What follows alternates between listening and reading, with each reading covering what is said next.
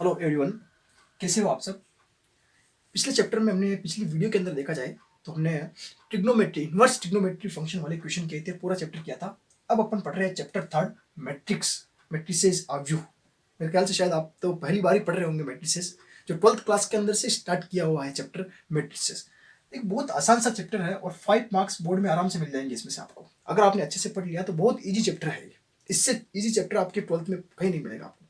तो आप तो पहली बार ही देख रहे हो तो मैट्रिसेस के आपको दर्शन करवाई दिया जाए कि क्या होती है, कैसे सोल्व किया जाता है मैट्रिक्स को। तो देखिए, मैट्रिक्स की फॉर्म कुछ इस तरह से मिलेगी आपको क्वेश्चंस के अंदर, या किसी भी फॉर्म में देखी जाए तो आपको एक रेक्टेंगल यानी कि आयताकार शेप में एक मैट्रिसेस मिलेगी, स्क्वायर फॉर्म में मिलेगी, लेकिन जनरल इस फॉर्म में मैट्रिसेस मिलेगी आपको। इसके अंदर कुछ एलिमेंट्स होंगे, जैसे कि A11, ये फर्स्ट एलिमेंट। जैसे कि अपने पास में मैं ये छोटा सा बना रहा हूँ इधर साइड में,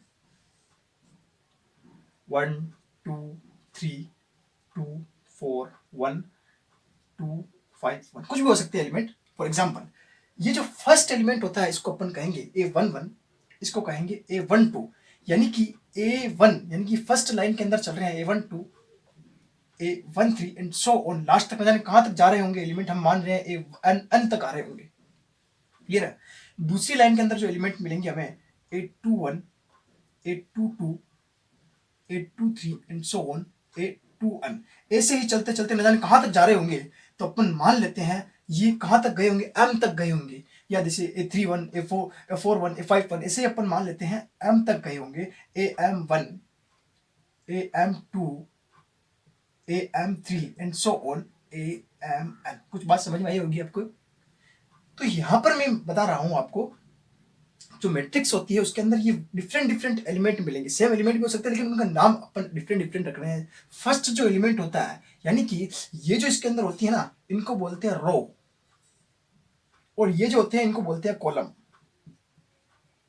यानी कि ये पंक्तियां होती हैं, ये क्या होती हैं, स्तंभ, जिनको बोलते हैं रो, और इनको बोलते हैं कॉलम। अब ऐसा भी हो सकता है कि आपको मैट्रिक्स इस टाइप से मिले, सिर्फ एक पंक्ति मिले, यानी कि पंक्तियां कितनी है, सिर्फ एक पंक्ति, और कॉलम तो बहुत सारे हो जाएंगे, फिर बहुत सारे डिफरेंट डिफरेंट हो जाएंगे। जैसे कि अपने पास में 1 2 3 4, ये मेरे को मैट्रिक्स मिल सकती है। बिल्कुल, इसमें कितनी पंक्तियां हैं, एक पंक्ति है। कॉलम कितनी है, 1 2 3 4। तो मैट्रिक्स हमें इस फॉर्म में मिलने वाली है, और मैट्रिक्स को हमेशा कैपिटल लेटर्स से डिनोट करेंगे अपन, जैसे कि ये ए, ये बी, ये सी, कुछ भी आ सकता है, D E F, capital letters से मैट्रिक्स को डिनोट किया जाता है। क्लियर। पहली बात ये होगी। अब इसका होता है सबसे पहले कि इसके ऑर्डर कैसे डिफाइन किया जाए, मैट्रिक्स का ऑर्डर। यानी कि आप कह सकते हो इसकी कोटि। अब आपको ये पता होना चाहिए, जैसे कि मेरे पास में, अब कोटि कैसे पता चले, बहुत आसान होता है मैट्रिक्स की कोटि देखना। देखते ही आप बता सकते हो कि मैट्रिक्स की कोटि कितनी है। इसमें कितनी पंक्तियां हैं, एक पंक्ति, पंक्ति नंबर 1, पंक्ति नंबर 2, पंक्ति, यानी कि 3 रो है। पहले यहां लिखोगे 3। कितने स्तंभ है इसके अंदर, 1 2 3, यानी कितने कॉलम है, 1 2 3। ये खड़े जो होते हैं ना, इनको कहते हैं स्तंभ या कॉलम। ये भी कितने हैं, ये इसका ऑर्डर हो गया 3 × 3। ठीक है। ऐसे ही इसके अंदर देखा जाए तो 1 2 3 4, पंक्तियां कितनी है, 1 2 3 एंड सो ऑन, एम पंक्तियां, कितनी, एम पंक्तियां। क्रॉस स्तंभ कितने हैं, 1 2 3 एंड सो ऑन, एन तक स्तंभ है, यानी कि एन स्तंभ आ गए। यानी कि इसका ऑर्डर क्या हो गया, एम क्रॉस एन। यानी कि अपन एक in general M cross N. M क्या, length of row, and N क्या है, लेंथ ऑफ कॉलम। यानी कि इनकी लेंथ कितनी है, मतलब कितने नंबर्स आ रहे हैं, 1 2, number of row, number of columns. Clear. जैसे कि अब यहां पर मेरे पास में एक पंक्ति ही है। क्लियर। यानी कि एक ही लिखूंगा, एंड कॉलम कितने हुए, 1 2 3 4, बिल्कुल 1 × 4। क्या ऐसे ही कॉलम में भी हो सकता है, क्या, बिल्कुल हो सकता है। फॉर एग्जाम्पल मैं यहां ले लूं डी, कोई बड़ी मैट्रिक्स है मेरे पास में, ऐसे 2 3 7, बिल्कुल यहां पर पंक्तियां कितनी है, 1 2 3 पंक्तियां हैं, एंड कॉलम कितना है, सिर्फ एक।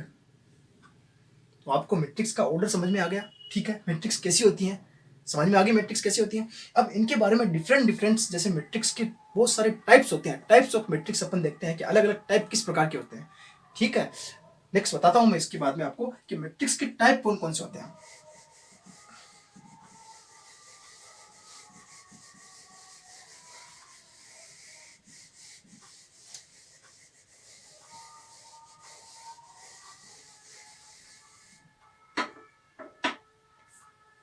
सबसे पहले आती है अपने पास में वर्ग मैट्रिक्स।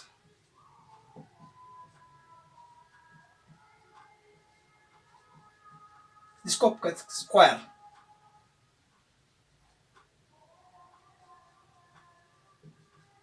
क्या होती है स्क्वायर मैट्रिक्स? ऐसी मैट्रिक्स हो जिसका स्तंभ और कॉलम है ना, स्तंभ और कॉलम और पंक्ति और स्तंभ के अंदर जो एम क्रॉस है ना वो दोनों इक्वल हो जाए। मतलब कि कहना क्या चाह रहा हूं मैं ऐसा है, जैसे कि मेरे पास में ये कोई मैट्रिक्स है और स्क्वायर मैट्रिक्स कब कहलाएगी? जब उसके ऑर्डर में m इक्वल्स टू n हो जाए, m इक्वल्स टू n हो जाए। मतलब जैसे कि मेरे पास में यहाँ पर एलिमेंट है, जैसे a11 a1 कुछ भी हो सकता है, a12 a13 a21 a22 a23 a31 a32 a33। ठीक है, देखिए 33 यानी कि अपने को क्या पता चला, तीन ही पंक्तियां है, तीन ही इसके अंदर क्या है, स्तंभ है। अगर दोनों इस बराबर हो गई तो हमेशा वो कौन सी मैट्रिक्स बन जाएगी? वर्ग मैट्रिक्स। ऐसी 2x2 की मैट्रिक्स भी बन सकती है मेरे पास में, 2 1 3 2, ये 2x2 की मैट्रिक्स है, देखिए क्लियर ना। 5x5 की बन सकती है, 6x6, 8x8, 100x100, कितने भी चाहो, लॉट ऑफ बहुत सारी बन सकती है, अपन चाहे जैसे। तो ये कहलाती है वर्ग मैट्रिक्स। क्लियर, समझ में आ गया वर्ग मैट्रिक्स क्या होती है? आगे चलते हैं। अगला आता है जीरो मैट्रिक्स, यानी कि आप जिसको कह सकते हो शून्य आव्यूह या व्यूह। अब देखिए नाम से स्पष्ट हो रहा है कि जीरो मैट्रिक्स क्या होने वाली है। अरे भाई, जिस मैट्रिक्स के अंदर सारे एलिमेंट जीरो हो जाए, ऐसी स्क्वायर मैट्रिक्स जिसके अंदर सारे एलिमेंट, हाँ ध्यान रखना, ऐसी स्क्वायर मैट्रिक्स। इन जनरल आप ये भी कह सकते हो कि ये भी तो एक जीरो मैट्रिक्स ही है ना। हाँ, ये जीरो मैट्रिक्स है। अब जीरो मैट्रिक्स में आप चाहो तो यहाँ पे एक एलिमेंट ऐड भी तो कर सकते हो, इसमें कोई फर्क नहीं पड़ेगा। अगर जीरो मैट्रिक्स है तो इसके अंदर एलिमेंट ऐड करोगे तो कोई दिक्कत होगी क्या? तो अपन स्क्वायर ही लेके चलते हैं कि ऐसे स्क्वायर मैट्रिक्स जिसके अंदर सभी एलिमेंट, यानी कि A11 A12 A13 सारी, ये 3x3 की है, जनरल एग्जाम्पल के हिसाब से बता रहा हूँ, कोई सा भी उठा के सकते हो, सभी एलिमेंट क्या हो, जीरो हो, तो मैट्रिक्स क्या कहलाएगी? Zero matrix. ठीक है, या आप इसको कह सकते हो नल मैट्रिक्स भी कह सकते हो, इसका नाम एक ये भी कह सकते हो नल मैट्रिक्स। जीरो मैट्रिक्स को अपन क्या कहते हैं? Null matrix. Clear. Next matrix बताता हूं मैं आपको। इसके बाद एक पार्ट आता है अपने पास में जीरो मैट्रिक्स। क्या होती है जीरो मैट्रिक्स? जिसको आप कह सकते हो शून्य आव्यूह। अरे ऐसी मैट्रिक्स जिसके अंदर सारे एलिमेंट जीरो, यानी कि कोई सी भी मैट्रिक्स हो मेरे पास, ऐसी मैट्रिक्स है सारे एलिमेंट जीरो हो। ये कितने क्रॉस कितने की है अभी? 2x4, ठीक है ना, 1 2 3 4। तो ऐसी मैट्रिक्स जिसके अंदर सार all elements are zero, then क्या कहलाएगी? वो जीरो मैट्रिक्स है। इसको अपन कह सकते हो नल मैट्रिक्स।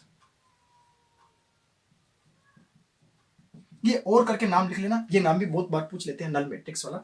इसके बाद आती है डायगोनल मैट्रिक्स या विकर्ण मैट्रिक्स। कौन सी मैट्रिक्स है? डायगोनल मैट्रिक्स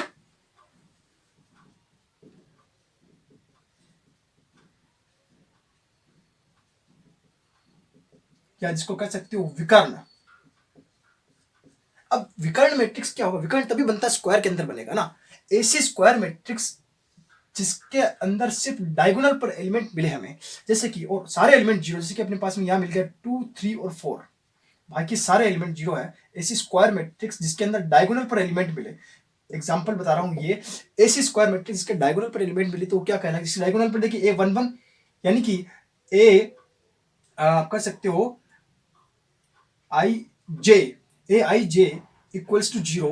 कब? जब I is not equals to J हो, and A I J equals to कुछ ना कुछ तो होगा एलिमेंट, जैसे ए होगा, कुछ भी होगा, for all A, for all A belongs to क्या होगा? आर के अंदर कैसे भी आज कुछ ना कुछ तो मिलेगा ही मिलेगा हमें। ए I J I equals to J हो तब, यानी कि नॉट इक्वल्स टू जीरो कह सकते हो आप, यानी कि जीरो के इक्वल नहीं होगा, आई इक्वल्स टू जे हो तब कुछ ना कुछ मिलेगा हमें, यानी कुछ ना कुछ। देखो आई इक्वल्स, यानी कि A11 आई, ए आई जे क्या होगा? 1 1, आई इक्वल्स टू जे, यानी कि 1 1, 2 रखा तो 2 2, 3 3 पे इक्वल आ रहा है। बाकी देखिए जब भी अनइक्वल हुआ यहाँ पे, जैसे 1 और 2 लिया तो जीरो हो गया, 1 और 3 लिया तो जीरो हो गया।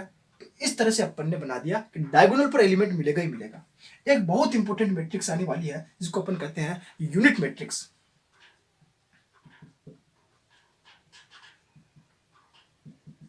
अरे भाई ये तो लाइफ बना देती है ये मैट्रिक्स। आप जब तक मैथमेटिक्स में मैथ्स पढ़ते रहोगे तब तक काम में आती रहेगी आपके। यूनिट मैट्रिक्स क्या होती है? जिसको कहते हैं इकाई मैट्रिक्स। मैट्रिक्स क्या होती है? देखिए हमेशा ध्यान रखना, ये 2x2 की बता रहा हूं मैं, 1001 3 क्रॉस 3 की भी लिख लो 10001001 ये 3 क्रॉस 3 की इकाई मैट्रिक्स क्लियर। इस तरह से अपन यूनिट मैट्रिक्स देखते हैं। नेक्स्ट आगे चलते हैं अपन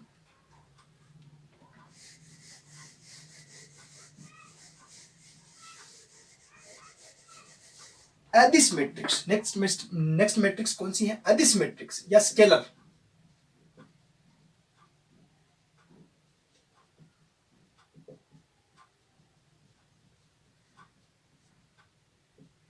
इसमें क्या होगा, जो डायगोनल पर जो एलिमेंट होंगे ना वो कॉमन निकल जाएंगे।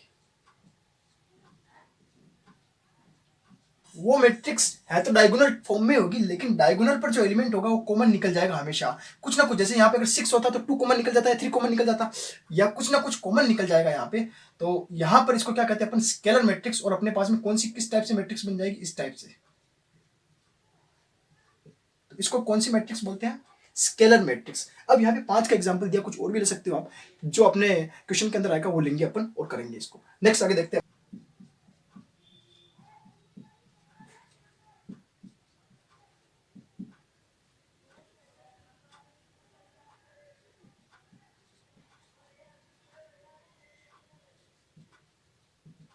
अपर ट्रायंगुलर मैट्रिक्स क्या होगी? इस टाइप से होगी तो स्क्वायर मैट्रिक्स ही, लेकिन होगी क्या? इस टाइप से। जैसे यहाँ पर कुछ ना कुछ एलिमेंट होगा, जैसे अपने पास में ए बी सी है, यहाँ पे डी है, यहाँ पे ई है, और बाकी सारे एलिमेंट क्या हो जाएंगे यहाँ पर, और यहाँ पे एफ है। इसको कहते हैं अपर ट्रायंगुलर मैट्रिक्स। ठीक है। ऐसे लोअर ट्रायंगुलर मैट्रिक्स क्या होगी? सिमिलर। ऐसे लोअर ट्रायंगुलर वो क्या होने वाली है, ये देखिए, A B C D E F 0 0 0, इसको कहेंगे अपन लोअर ट्रायंगुलर मैट्रिक्स। क्लियर है? तो ये मैट्रिक्स के अपन ने टाइप्स पढ़ लिए। अब मैट्रिक्स के क्वेश्चन करते हैं, बहुत ही आसान होते हैं इनके। सिंपल एडिशन करना, सब्सट्रैक्ट करना, मल्टीप्लाई करना, यही आता है इसके अंदर। एक मैट्रिक्स का दूसरी मैट्रिक्स में भाग नहीं दे सकते अपन, डिवाइड नहीं कर सकते। बाकी अपन मल्टीप्लाई कर सकते हैं, किसी नंबर को इसके अंदर ऐड कर सकते हैं, सब्सट्रैक्ट कर सकते हैं, यानी कि लेस कर सकते हैं। इन सबको करते हैं आगे कैसे क्या होता है। मैट्रिक्स का क्वेश्चन देखिए दोस्तों, 3.1 का क्वेश्चन नंबर फर्स्ट है। मैट्रिक्स दी हुई अपने पास में, ये 3 क्वेश्चन दिए हुए इसी मैट्रिक्स से निकालने अपने। क्या दिए हुए हैं? अवयवों की कोटि, यानी कि इस मैट्रिक्स के अपने को एक तो ऑर्डर निकालना है, कोटि। दूसरी, इसके अंदर कितने एलिमेंट है, अवयवों की संख्या, और इसमें से अवयव भी पूछे हैं, A13 21 33 और 24 23। करते हैं इसका सॉल्यूशन। पहला सॉल्यूशन करते हैं इसका। सबसे पहले तो देखिए आप, इस अवयवों की कोटि निकालनी है हमें ना, यानी कि इसके अंदर देखिए आप पंक्तियां कितनी है पहले, तो 1 2 3, यानी कि इसकी कोटि निकालने के लिए 3 क्रॉस, और स्तंभ कितने इसके अंदर 1 2 3 4। ठीक है, तो इसका ऑर्डर क्या हो गया अपने पास में 3 क्रॉस 4। क्लियर है? पहला क्वेश्चन क्लियर। कैसे निकालते ऑर्डर समझ में आ गया, पंक्तियां मल्टीप्लाई स्तंभ। क्वेश्चन नंबर सेकंड देखिए, अवयवों की संख्या। कुछ नहीं करना, या तो आप गिन लो, लेकिन बड़ी मैट्रिक्स हो तो गिनने बैठोगे, डायरेक्ट आप इनका मल्टीप्लाई कर लो। 3 × 4 12 एलिमेंट होंगे। कुल कितने एलिमेंट होंगे इसके अंदर? 12। गिन के भी देख लो, हो जाएगी। थर्ड पूछे हैं A13 A21 A13 A21 और A33 A24 A33 A24 A23। बहुत आसान क्वेश्चन है। देखिए A13 कहां मिलेगा? A11 A12 A13 19। 21 ये दूसरी वाली लाइन 21 35। नेक्स्ट 33 3 31 32 33 -5। 24 21 22 23 24 12 23 5/2। बहुत आसान क्वेश्चन है, और ऐसे लड्डू बढ़ते हैं एग्जाम के अंदर अगर इस टाइप से क्वेश्चन मिल जाए हमें। मैट्रिक्स है बहुत इजी है, अपने चैप्टर अच्छे से करके जाना है अपने को ना। नेक्स्ट देखते हैं इसका क्वेश्चन नंबर सेकंड। हमारे पास पूछा है कि यदि किसी अवयव मैट्रिक्स में 24 अवयव हो, कुल मिला के कितने एलिमेंट है? 24। अब मैंने कहा था आपको कि 24 अगर टोटल एलिमेंट दिए हुए तो अपन क्या करते थे, ऑर्डर का मल्टीप्लाई तो करते थे, तभी जाके अपने पास में total element m cross n equals to आता था। तो इसकी संभव कोटि क्या है? बहुत अच्छा क्वेश्चन है, छोटे मार्क्स में हमेशा पूछ रहे हैं ये क्वेश्चन। यानी कि M cross N equals to कितना दिया हुआ 24, यानी कि अगर ये दिया हो जब भी ऐसा निकालो तो टोटल अपने को कौन कौन सी संभव मतलब एम क्रॉस एन कितने हो सकते हैं, क्या क्या हो सकते हैं। तो हमेशा चॉइस का क्या कर लीजिए आप, अभाज्य गुणनखंड कर लीजिए, सब पता चल जाएगा आपको क्या क्या निकल सकता है। यानी कि हमें ये निकालना है कि चॉइस के अंदर किस किस का भाग जाता है। तो सबसे पहले तो चॉइस के अंदर एक का भाग जाता है, तो इसकी पहली कोटि क्या होगी अपने पास में, देखिए 1 × चॉइस, चॉइस इंटू 1, ये हो सकता है ऑर्डर, आराम से हो सकता है। फिर क्या 2 का भाग जाता है क्या, बिल्कुल जाता है, तो 2 × 12, 12 × 2, 3 का जाता है, 3 × 8, 8 × 3। अरे भाई एम ये हो सकता है तो एन ये भी हो सकता है, उल्टा भी कर सकते हैं। इसके अलावा 4 का जाता है, बिल्कुल जाता है, 4 × 6, 6 × 4। नेक्स्ट आगे देखते हैं, क्या 5 का जाता है, नहीं जाता, फिर तो वापस रिपीट होने लग जाएंगे। 6 का जाता है लेकिन रिपीट हो रहा है, 7 का नहीं जाता, 8 का फिर रिपीट हो जाएगा। तो इसके अलावा संभावना नहीं बन रही, यानी कि 1 2 3 4 5 6 7 8 संभावनाएं मिलेगी। क्लियर। इसी क्वेश्चन के अंदर एक और है, पूछा हुआ है कि 13 की संभव कोटियां क्या होगी। अब 13 तो कौन सा नंबर है, जब भी आपको ऐसा मिले कि आपको प्राइम नंबर मिले, 13 कौन सा नंबर है, प्राइम नंबर, जब भी प्राइम नंबर मिले तो इसकी सिर्फ क्या कोटियां मिलेगी, 1 × 13, 13 × 1। क्यों, क्योंकि इसके अंदर किसी का भाग जाता ही नहीं है, एक के अलावा किसी का भाग नहीं जाता, एक के और 13 के अलावा किसी का भाग नहीं जाता इसके अंदर। तो अपन क्या कहेंगे, सिर्फ इसकी 2 कोटियां होगी।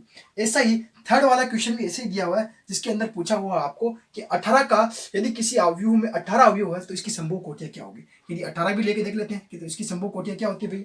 देखिए सबसे पहले तो वही होगी 1 × 18, 18 × 1, नेक्स्ट 2 × 9, 9 × 2, 3 × 6, 6 × 3, 4 इंटू नहीं जाता, 5 नहीं जाता, 6 वापस रिपीट होने लग जाएंगे, बस इसके अलावा और कोई नहीं होगी।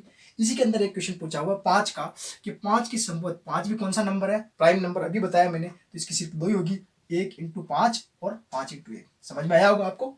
चलते हैं नेक्स्ट के क्वेश्चन के अंदर। क्वेश्चन नंबर 4 देखिए, 2 × 2 अवयव ए इक्वल्स टू ए आई जे की हमें रचना करनी है, यानी मैट्रिक्स बनानी है, जहां पर ए आई जे अपने पास में क्या दिया हुआ, आई प्लस जे की होल स्क्वायर अपॉन। हम जानते हैं किसी भी मैट्रिक्स के अंदर एलिमेंट किस टाइप से होते हैं, ए आई जे टाइप से होते हैं, A11, A12, A13, यानी कि आई जे चेंज होते रहते हैं और अपना मैट्रिक्स बनता जाता है। अपने को यहाँ पर 2 × 2 की मैट्रिक्स बनानी है। फोर्थ के अंदर 2-3 क्वेश्चन है, सेम सेम क्वेश्चन है, सिर्फ ए आई जे के अंदर ये फॉर्म जैसे कैलकुलेशन चेंज होती जाएगी और अपने को सेम मेथड सेम ऐसे ही है। 5 वाला क्वेश्चन भी सेम ऐसे ही है, तो आप करोगे, प्रैक्टिस भी हो जाएगी। मैं एक समझा के दिखा देता हूँ आपको।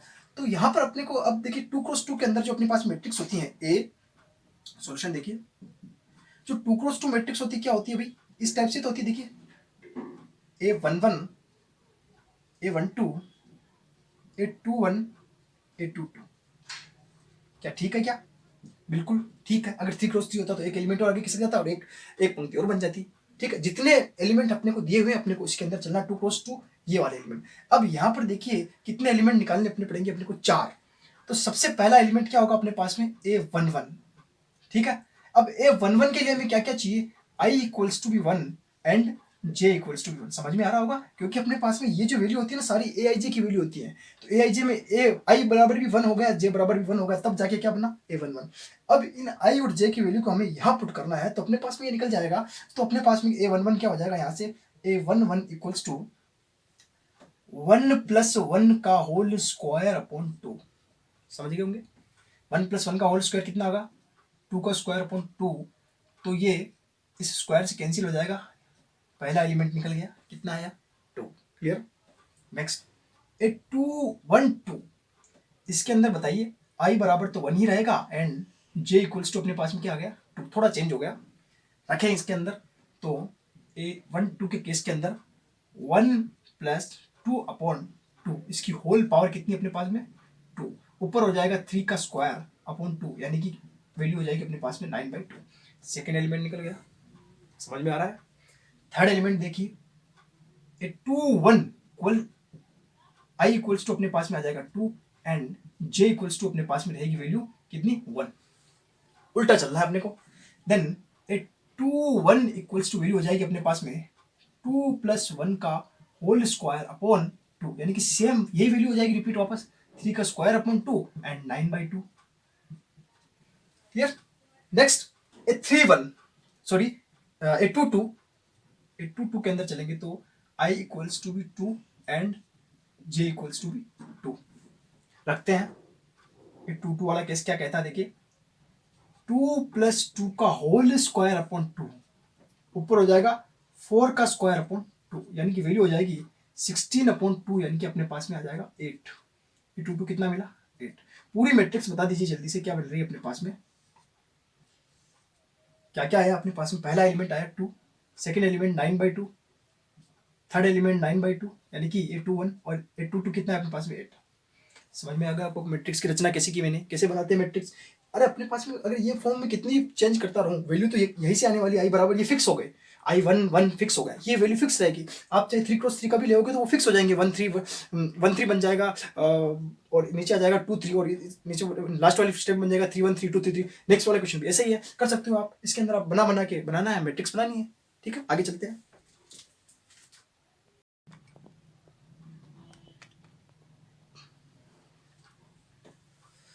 चलते हैं question number 6, X Y Z के मान ज्ञात करें। इसके अंदर 3 क्वेश्चन दिए हुए हैं और तीनों क्वेश्चन के अंदर सेम, बस सिर्फ कैलकुलेशन चेंज है। हर क्वेश्चन के अंदर दो दो मैट्रिक्स इक्वल फॉर्म में दी हुई है। देखो जब भी दो मैट्रिक्स इक्वल होती है तो क्या कंडीशन होती है, जब भी दो मैट्रिक्स इक्वल होगी चाहे कहीं पे भी हो, तो उनके अंदर क्या होता है, संगत एलिमेंट के इक्वल हो जाते हैं, यानी कि करस्पॉन्ड से करस्पॉन्डिंग एलिमेंट के, यानी कि फर्स्ट A11 इस फर्स्ट के इक्वल हो जाएगा, ये इसके इक्वल हो जाएगा, ये इसके इक्वल, ये इसके इक्वल, इसी तरीके से ये इसके इक्वल, ये इसके। दो मैट्रिक्स इक्वल होने का मतलब हर एलिमेंट, हर Aij दूसरे Aij के इक्वल हो जाता है। जब भी अगर दो मैट्रिक्स इक्वल है तो क्या कंडीशन होगी, Aij इक्वल्स टू Bij, यानी कि दोनों हर एक एलिमेंट जहां जहां Aij चेंज होंगे वहां वहां इक्वल हो जाएंगे। उसी कॉन्सेप्ट से क्वेश्चन होंगे ये, सॉल्यूशन करते हैं इसका तीनों का। अपन देखिए फर्स्ट के अंदर A11 अगर इसके इक्वल है, मैट्रिक्स इक्वल है, तो Aij इक्वल्स टू Bij की कंडीशन से Aij इक्वल्स टू Bij हो जाएगा। यहां से देखिए 4 किसके इक्वल हो जाएगा, वही के, समझ में आ रहा होगा। नेक्स्ट 3 किसके इक्वल हो जाएगा, Z के, एंड x किसके इक्वल हो जाएगा, 1 के। बस हो गया ना अपना तो काम। हमें तो x y और z ही तो निकालने थे और निकल गए अपने पास में, तो 1 और 4 और 3। क्लियर, ये तो बहुत आसान क्वेश्चन था। इतना आसान तो शायद पूछ ले आपकी, देखो आपकी किस्मत के ऊपर। ऐसे क्वेश्चन चलो पूछ सकते हैं एग्जाम के अंदर, बिल्कुल ऐसे क्वेश्चन आते भी हैं, पूछेंगे ये। तो देखिए कैसे आता है क्वेश्चन, सॉल्यूशन देखिए, वही Aij इक्वल्स टू Bij। सबसे पहले वाला x plus Y equals to 6, clear, and 2 equals to 5। कोई तुक नहीं बनता यहां से, कोई लेना देना ही नहीं है इसको इक्वल लेके। अपने को x y z चाहिए तो उनको लेंगे, 2 इक्वल्स टू 5 इक्वल ही नहीं होते, लेके क्या करोगे। Next 5 plus z equals to 2, हाँ यहां से कुछ निकल सकता है तो ले लो, 5 plus z equals to 2। And last अपने पास में दिया हुआ है x y इक्वल्स टू 8। देखिए एक्स वाई की कंडीशन है तो यहां से आ रही है, तो इन दोनों को सोल्व करेंगे, और z पूरा अकेला है तो कोई दिक्कत ही नहीं, आराम से ही हो रहा है। z is equals to 2 - 5 equals to -3, यानी कि z इज इक्वल्स टू -3। एक वैल्यू तो बड़े आराम से निकल गई बिना किसी परेशानी के। इनमें आने वाली है दिक्कत तो थोड़ी, यहां से किसी एक की वैल्यू निकाल के इसके अंदर रख के सोल्व करते हैं। ये कुछ नहीं सोल्व करनी, ज्यादा बड़ी बात थोड़ा है। तो यहां से मैं मान लेता हूं x इक्वल्स टू 6 - y, ठीक है, और ये अपन यहां रखते हैं, ठीक है, रखते हैं। देखिए क्या आता है, x की value 6 - y multiply y equals to 8। Clear, क्या हो जाएगा, 6y - y square equals to 8। इन सबको उधर ले लें तो क्या कंडीशन हो जाएगी, वाई स्क्वायर प्लस का हो गया अपने पास में, उधर 8 तो ऑलरेडी प्लस का है, ये हो जाएगा -6y plus 8 equals to 0। Clear, द्विघात समीकरण बन गई। तो इसके फैक्टर करके सोल्व कर लो, तो ये हो जाएगा वाई स्क्वायर, तो क्या क्या फैक्टर बन जाएंगे, 4 और 2, 4 दूना 8 और 4 में से 4 और 2 6, तो -4y माइनस के 2y प्लस के 8 इक्वल्स टू 0। भाई समझ में आ रही है, द्विघात समीकरण सोल्व करना आता ना। तो यहाँ से अपन फिर आगे बढ़ते हैं, y कॉमन ले लेते हैं यहाँ पे, तो अंदर आ जाएगा अपने पास में y -4, यहाँ से -2 कॉमन ले लिया तो अंदर आ जाएगा y -4। क्लियर है क्या। नेक्स्ट यहाँ से देखिए y -4 इन दोनों में से मैंने कॉमन ले लिया, तो कंडीशन अपने पास में रह जाएगी अंदर y -2, यानी कि दो दो सोल्यूशन निकल रहे हैं अपने पास में, y equals to 4 and y equals to, यानी कि दो दो वैल्यू निकल गई अपने पास में, 4 और 2 दो दो वैल्यू निकल गई। अगर y इक्वल्स टू 4 रखता हूं मैं यहाँ पे, तो x इक्वल्स टू क्या आ जाता है, y equals to 4, then x equals to क्या आ जाएगा, देखिए यहाँ 4 रखिए, 4 उधर भेज दिया तो x इक्वल्स टू क्या आता है 2। ऐसे ही y इक्वल्स टू आप 2 रखिए, देन x इक्वल्स टू क्या आता है 2 रखा तो x इक्वल्स टू क्या आ गया 4, यानी कि दोनों ही कंडीशन क्लियर है अपने पास में, यानी कि ये एक सोल्यूशन आ सकते हैं। अब इसके अंदर रख के चेक भी कर सकते हो आप, एक्स वाई का मल्टीप्लाई 8 आना चाहिए, इन दोनों कंडीशनों से 8 आ रहा है, इन दोनों से एडिशन से 8 आ रहा है, तो कोई दिक्कत ही नहीं होगी। यानी अपने पास में एक्स वाई और जेड, एक्स के भी 2 सॉल्यूशन हो जाएंगे अपने पास में। यदि आप एक्स का ये सॉल्यूशन रखना चाहते हो 2, ठीक है, तो वही आपको पास में लेना पड़ेगा 4, और जेड तो फिक्स हो गया -3। यदि आप एक्स का लेना चाहते हो 4, यदि आप एक्स का लेना चाहते हो 4, तो वही आपके पास में आ जाएगा 2, ठीक, और जेड तो अपने पास में फिक्स है, यानी कि 2 सेट बन गए अपने पास में सॉल्यूशन की। क्लियर, समझ में आ गया। नेक्स्ट, ये इसका आंसर हो गया। अगला वाला देखिए, फर्स्ट सेकंड थर्ड 3 इक्वेशंस बनेगी अपने पास में। देखिए कैसे क्या होता है। फर्स्ट वाली देखते हैं, एक्स, यानी कि अब इसमें तो ये 1 के कितनी पंक्तियां 1 2 3, यानी कि 3 क्रॉस 1 वाला और 3 क्रॉस 1 वाला टाइप बन रहा है इसमें। तो X plus Y plus Z is equals to पहला एलिमेंट 9 के इक्वल हो गया, second X plus Z is equals to 5 के इक्वल हो गया, third Y plus Z is equals to 7 के इक्वल। इसको फर्स्ट दे दो, सेकंड दे दो और थर्ड। देखो यहां से फर्स्ट और थर्ड से करने की कोशिश करें ना, फर्स्ट एंड थर्ड से। वाई प्लस जेड की वैल्यू अगर यहां रख दूं मैं, तो क्या बन जाएगा मेरे पास में, X plus 7 equals to 9 implies X equals to 9 minus 7 equals to कितना आ जाएगा 2, यानी कि एक्स की वैल्यू तो अपने पास में आ गई 2। अगर आपके पास में एक्स की वैल्यू 2 आ गई, अगर मैंने यहां पुट कर दी by equation second,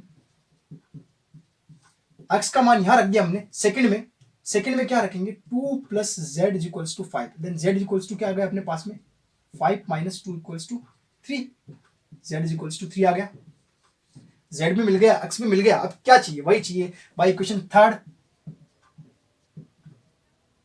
equation third में देखिए क्या होता है, जेड की वैल्यू यहां रख दूं मैं, तो y plus 3 equals to 7, then y equals to अपने पास में क्या आ जाएगा 7 माइनस 3, यानी कि क्या आएगा 4, यानी कि एक्स वाई जेड की वैल्यू मुझे यहां मिली, क्या मिली, एक्स वाई एंड जेड, इन तीनों की वैल्यू मिल गई मुझे। सबसे पहले मुझे एक्स मिला था 2, फिर जेड मिला 3, और फिर वाई भी मिल गया 4। तो इस तरह से इनका सॉल्यूशन किया जाता है। इक्वल मैट्रिक्स का सॉल्यूशन कैसे होता है, इसमें से भी एक क्वेश्चन आ सकता है, तो इनको अच्छे से कर लेना आप।